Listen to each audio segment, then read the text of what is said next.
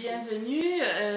Aujourd'hui, donc, nous allons parler donc, de l'harmonie et du bien-être au travail. Hop là.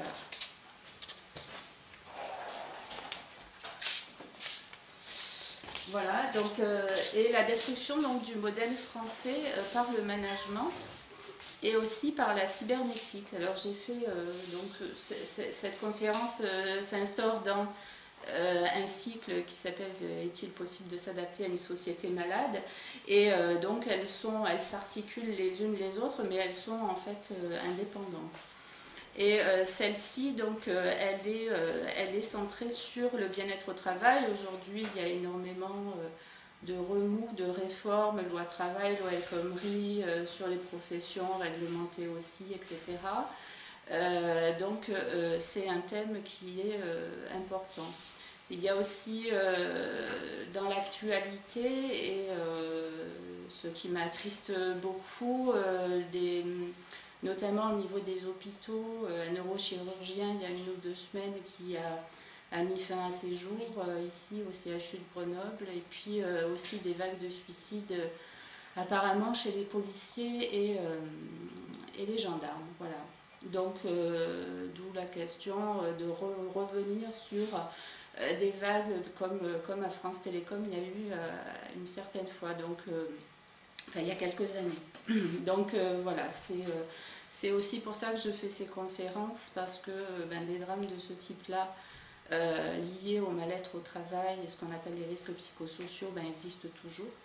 Et voilà, donc et moi-même, j'ai été victime de ça. J'étais à l'AFPA, dans une association 1901, le service public de l'emploi, et donc association pour la formation professionnelle des adultes, et moi-même donc j'ai subi ce qu'on appelle un épuisement professionnel, burn-out, qui m'a mené à un grave accident de la route, etc. Voilà. Donc c'est suite à ça que je me suis mis justement, en fonction de ma discipline et de mon métier, à chercher les causes de tout ça, parce que je me suis aperçue que je n'étais pas la seule, qu'il y avait des milliers de gens comme ça, et puis que c'était partout dans le monde. Voilà. Donc, nous allons aborder donc plusieurs points. Les premiers, donc, ça concerne justement les risques psychosociaux. Donc, brièvement, leur ampleur, les origines, le cadre législatif qui a été mis en place à partir de 2000, le choix politique aussi qui est à l'origine et qu'on connaît assez peu. Ensuite, donc, le modèle social français, donc les sciences du travail françaises. Je suis psychologue du travail, donc je suis quelque part héritière de ce courant-là scientifique et professionnel qui s'oppose donc à la tradition, je dirais, anglo-saxonne.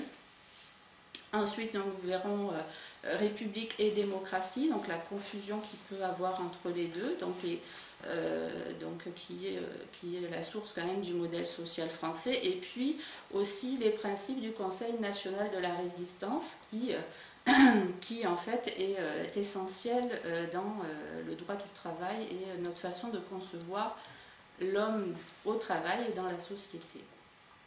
Et puis enfin, donc, nous verrons la mondialisation, l'impact de la mondialisation donc, sur ça. Donc là, je reprendrai un petit peu des éléments de cybernétique, conférence Messi, etc. de ma première conférence. Et puis la diffusion, comment cette idéologie-là, alors donc je prendrai 2 exemples principaux de la diffusion idéologique, par quel biais elle a pu se passer, et puis les différents systèmes qui ont pu être mis en place par la mondialisation et qui imposent du coup cette idéologie-là, et puis donc la conclusion. Voilà. Alors, concernant les risques psychosociaux, donc c'est un phénomène mondial qui donc a commencé à être étudié aux États-Unis dans les années 70, et ça touchait essentiellement donc les personnes liées au social et au médical. D'ailleurs, sur ce tableau, alors c'est pas aux États-Unis, alors vous voyez pas bien, mais c'est les secteurs d'activité donc qui sont touchés, et en fait la colonne de gauche c'est bien donc tout ce qui concerne le médical, paramédical et social, donc ils sont beaucoup plus touchés que l'industrie et les commerces. Voilà. Alors il y a eu différents chercheurs, les premiers, alors moi pour comprendre un petit peu tout ça, donc il y a le livre de Didier Truchot, donc qui est maître de conférence et qui a fait par exemple ce livre, mais il y a une dizaine d'années, où il reprend justement l'historique, les chiffres, et aussi donc les échelles de mesures de risques psychosociaux, etc. et de burn-out. Donc il y a un tiers des salariés à peu près dans l'UE qu'on estime être dans cette situation-là d'épuisement professionnel et de stress. Ça touche maintenant tous les autres secteurs. En France, donc, ça se mesurait en premier dans les années 90, fin des années 90, par les indemnités journalières et l'absentéisme des gens au travail, c'est-à-dire des maladies qui étaient créées par ce changement de conditions de travail et ce stress, donc qui était donc là entre 97 et 2002, où il y a eu plus de presque 50% de plus d'arrêts d'indemnités journalières. C'était au départ beaucoup plus dans les services de santé et les services publics, et d'où il y a eu une politique qui a été mise en place pour justement réduire l'indépendance des médecins, parce qu'on disait justement que c'était des médecins complaisants qui mettaient facilement des arrêts maladie, etc. Et puis ensuite, donc, il y a eu France Télécom où il y a eu des suicides, etc. Et ça a pris une ampleur différente. Mais en tout cas, ça a modifié la politique de l'époque sur justement les objectifs de résultats pour diminuer ces indemnités journalières, etc. Et en fait, ça ne décroît pas vraiment hein, le nombre d'épuisements professionnels, burn-out, etc. Et pour dépression ou autre, ou troubles musculo-squelettiques. Hein, il faut savoir que dans les risques psychosociaux, ce n'est pas seulement psychique, c'est aussi bien sûr tout ce qui concerne des gestes intensifs qui créent des maladies chroniques ensuite du coude ou du poignet, etc. Alors, aujourd'hui, il est donc admis donc, dans les facteurs de risque. Donc, il y a l'intensité et la complexité du travail. Alors, j'ai ma petite rouge. Normalement, si elle fonctionne. Voilà. Donc l'intensité, vous n'y voyez rien du tout. Hein. Voilà. L'intensité et complexité du travail, la faible autonomie du travail, donc c'est-à-dire des tâches d'exécution où j'ai très peu de manières de faire, les rapports sociaux qui sont dégradés, donc avec mes collègues notamment, ou la hiérarchie, et des conflits de valeurs aussi, etc. Donc les risques psychosociaux, donc ça se traduit, donc c'est la colonne là, du milieu, donc par le stress, par des violences en interne, donc des conflits, etc., ou alors des violences aussi avec le public, hein, à l'externe.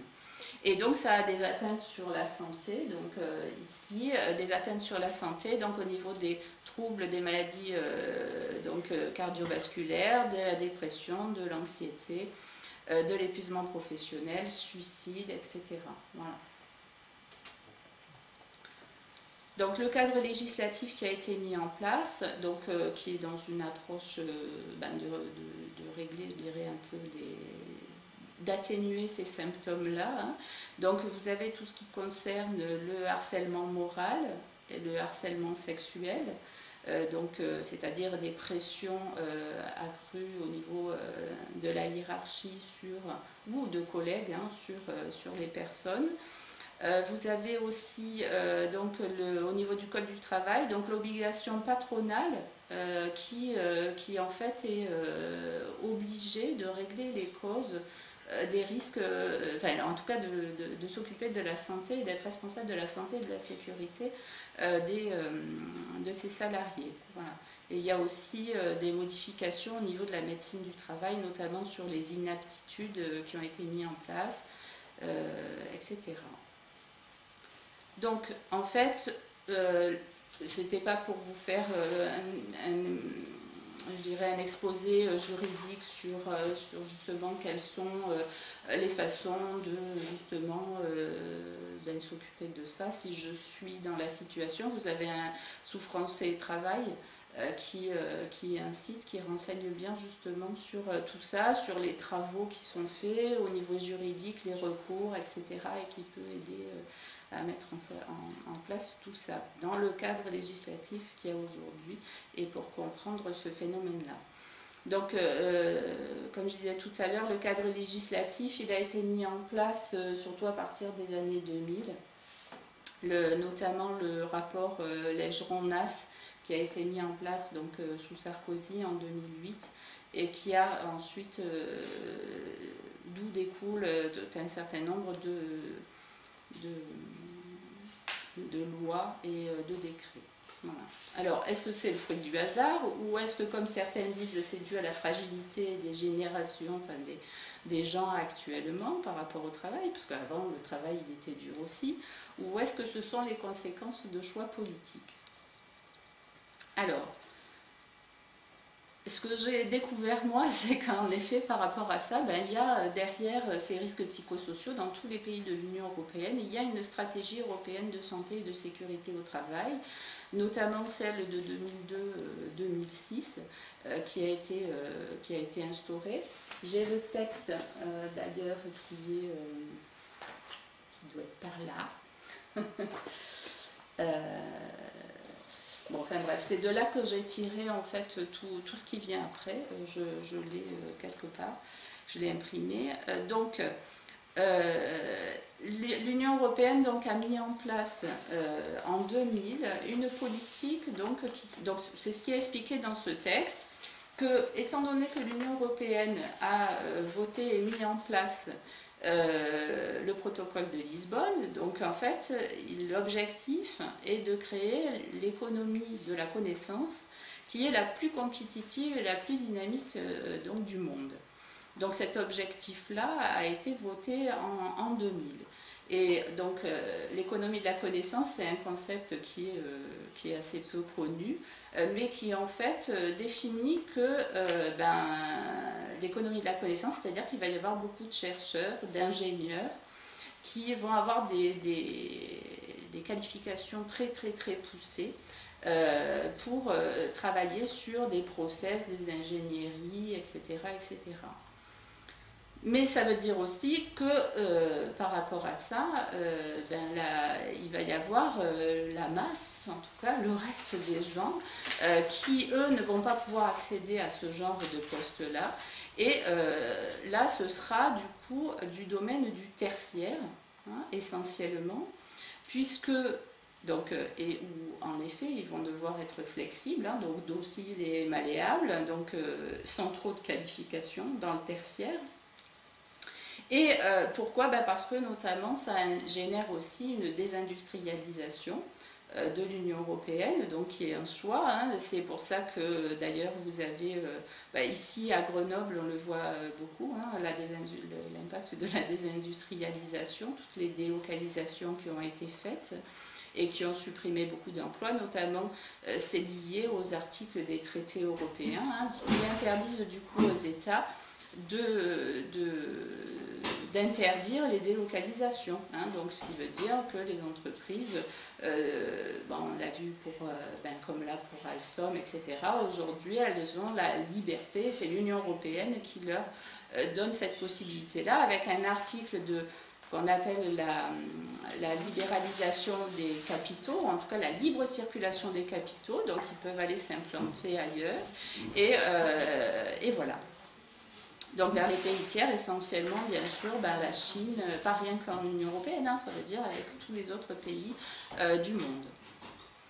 Et puis aussi, l'économie de la connaissance, ça va aussi avec la dématérialisation de l'économie. Hein, c'est-à-dire, actuellement, vous avez les mairies, par exemple, qui sont en train de mettre toutes nos données, les dématérialiser, y compris la sécurité sociale,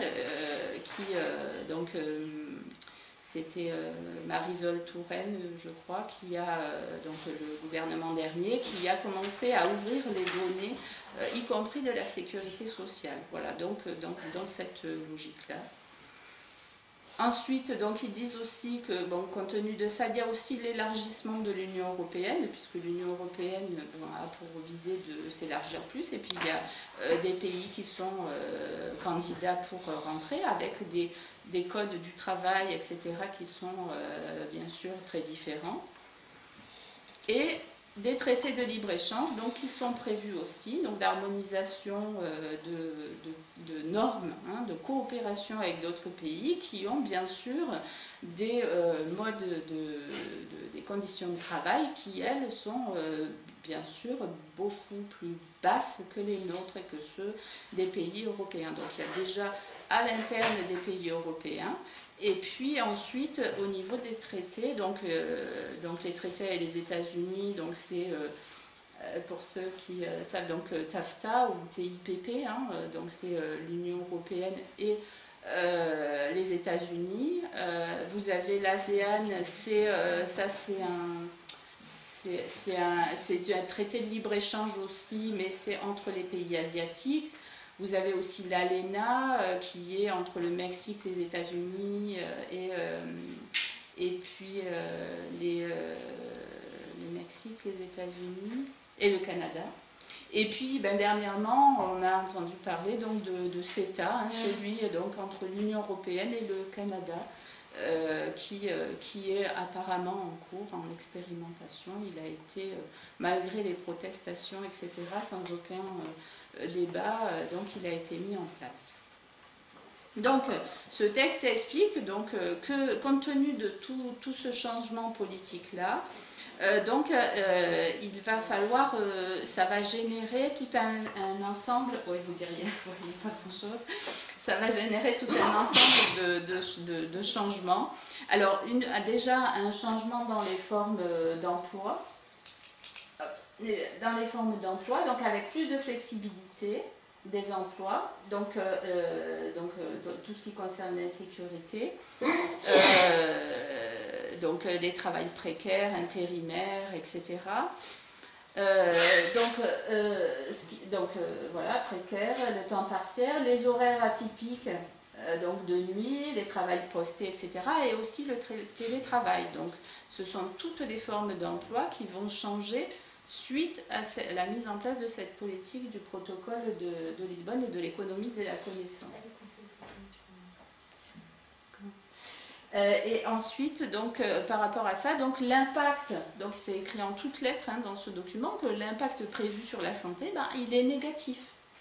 Parce qu'en effet, on sait depuis belle lurette que d'être précaire, que par exemple les employés qui sont embauchés depuis moins de 2 ans ont 2 fois plus, je crois que c'est 2 fois plus, d'accidents de travail que les autres. Voilà, et que par rapport à ça, donc, parce qu'il y a un manque de formation, il y a un manque d'expérience, et puis il y a aussi peut-être un manque d'implication, je dirais. Hein, voilà. Donc, voilà, donc surtout, alors c'est ce qu'il note aussi, c'est que c'est surtout pour le BTP hein, et les carrières sanitaires et sociales, donc médicales, où justement l'impact du travail temporaire et de la flexibilité ou du caractère atypique des emplois donc, a un effet très négatif sur la santé. Ensuite, donc, les risques donc, c'est pas seulement changement des formes d'emploi, mais c'est aussi changement dans la nature des risques qui sont liés donc, à ces mutations de l'organisation. Donc vous avez des flexibilités donc, des organisations de travail, une gestion surtout des ressources humaines qui est beaucoup plus individualisée hein, et avec des exigences de performance et de résultats. Et alors, l'impact qui est prévu sur la santé, de par ces changements-là, il est négatif, parce que ça augmente le stress, on le sait, hein, il y a des expériences, etc., hein, qui le montrent depuis Ça augmente le stress, l'anxiété, la dépression. En fait, ce sont les conséquences, enfin, ce sont les risques psychosociaux que ça génère, hein, tout simplement, l'impact négatif sur la santé, c'est ça. Et puis ensuite, donc il y a aussi un changement dans la société, c'est qu'il y a une féminisation de la société, puis aussi une population un peu vieillissante, qui fait que par rapport à ça, vous avez des changements aussi dans les maladies qui apparaissent, hein, notamment pour les femmes, c'est plus des allergies, des infections ou neurologiques, hein, des dépressions, etc. Et par contre, donc, pour les personnes plus âgées, c'est plus des cancers et des maladies chroniques en fait, qui sont en place. Voilà, donc dans ce tableau, en gros, donc, ils disent, voilà, on a choisi ça comme politique, donc flexibiliser le travail, enfin tout ce qui est libre-échange, c'est ce qu'on appelle néolibéral, hein, et ça va générer un impact négatif sur les emplois et du harcèlement aussi, hein, parce que par rapport à ça, dans cette pression individualisée de résultats, etc., vous avez obligatoirement des rapports qui se font et qui génèrent des violences de ce type-là. Voilà, alors cette politique, alors ils disent bien dans ce texte que c'est une politique préventive. Voilà, alors il faut savoir que préventive, en fait, c'est vrai que l'OMS définit 3 niveaux différents de prévention. Et elle est certes la préventive, mais elle est surtout du 2e et du 3e niveau, c'est-à-dire que ça ne règle pas les causes, puisqu'au contraire, c'est la politique européenne qui va générer ces risques-là. Mais comme ils savent que ça va générer ça, du coup, on met en place une prévention, mais du 2e ou 3e niveau, donc sans régler la cause. Parce que la prévention primaire, c'est bien sûr d'éradiquer les causes pour qu'il n'y ait plus de problème. Voilà. Donc c'est un peu ce qu'on appelle aussi la stratégie du pompier pyromane, hein, c'est-à-dire on crée un problème ensuite pour le résoudre. Donc, dans les travaux qui ont été faits sur les risques psychosociaux, vous avez notamment Yves Clos. Alors, la dernière fois, j'avais parlé de Christophe Dejour et j'avais même passé un extrait. Donc, Yves Clos, lui, est au CNAM aussi. Et c'est lui qui est titulaire et héritier de la chaire de psychologie du travail, donc des sciences du travail françaises. Parce que Christophe Dejour donc, est lui plus sur la psychanalyse et il a ouvert une autre chaire, voilà, qui est aussi sur le domaine du travail, mais plus centrée au niveau de l'individu, je dirais. Voilà, donc il a fait notamment ce livre-là, Travail à cœur, donc pour en finir avec les risques psychosociaux. Et il explique en fait que, en effet, hein, ces politiques de traitement, enfin de risques psychosociaux, de bien-être au travail, etc., c'est un couloir humanitaire finalement de la guerre économique, ou en tout cas de la politique nocive qui est mise en place. Du coup, en effet, par rapport à ça, ça va générer aussi un marché du mal-être, hein, du bien-être, selon comment on le dit, donc avec tout ce qui concerne les actes de prévention, les formations, aux risques psychosociaux, les téléphones verts, où mes confrères psychologues, normalement, donc, sont à l'écoute des gens qui sont en détresse, etc., etc. Enfin, tous les dispositifs qui ont été mis en place, des cabinets de consultants, ou à l'intérieur, dans les sphères des DRH ou des entreprises. Mais c'est souvent externalisé quand même.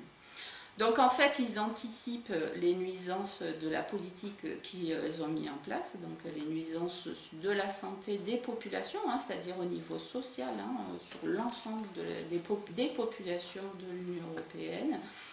A priori, c'est surtout nous qui avons, par rapport à d'autres pays, des protections sociales qu'on va voir plus tard, hein, qui sont quand même relativement importantes. C'est sûr que c'est en premier notre modèle en tout cas, qui du coup est nivelé par le bas, quoi.